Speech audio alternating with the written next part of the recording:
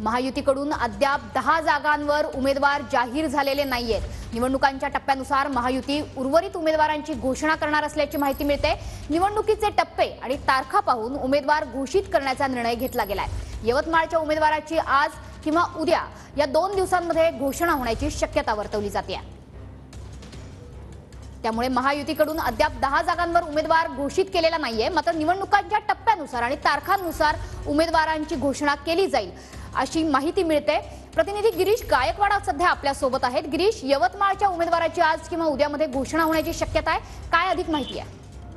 नक्कीच आपण पाहतोय की टप्प्याटप्प्याने सर्व उमेदवारांची नावं जाहीर होतील अशी माहिती सध्या मिळते। आपण पाहिलं की मुंबई, उत्तर मध्य मुंबई, दक्षिण पालघर, कल्याण, ठाणे, धाराशिव, रत्नागिरी, सिंधुदुर्ग, संभाजीनगर, नाशिक आणि यवतमाळ, वाशिम या ज्या जागा आहेत यावरती आता उमेदवारी जाहीर होईल आणि मुख्यमंत्री याबद्दलचा अंतिम निर्णय घेणार आहेत असं सुद्धा समजते। त्यामुळे ही नावं लवकरात लवकर जाहीर होतील येत्या 2 दिवसांमध्ये आणि त्यानंतर टप्प्याटप्प्याने जशा जशा निवडणुकांचे टप्पे येतील तसे तशी ही उमेदवारांची यादी जाहीर होणार असल्याची प्राथमिक माहिती आहे। त्यामुळे मुख्यमंत्री नेमका कोणता फॉर्म्युला या जागा वाटपासाठी आता अवलंब करणार आहेत हे पाहणं महत्त्वाचं ठरणार आहे। मनस्वी, नक्कीच धन्यवाद या सविस्तर माहितीबद्दल। त्याच्यामुळे आता यवतमाळ वाशिमच्या जागेवर महायुतीकडनं कोणता उमेदवार दिला जातो हे बघणं महत्त्वाचं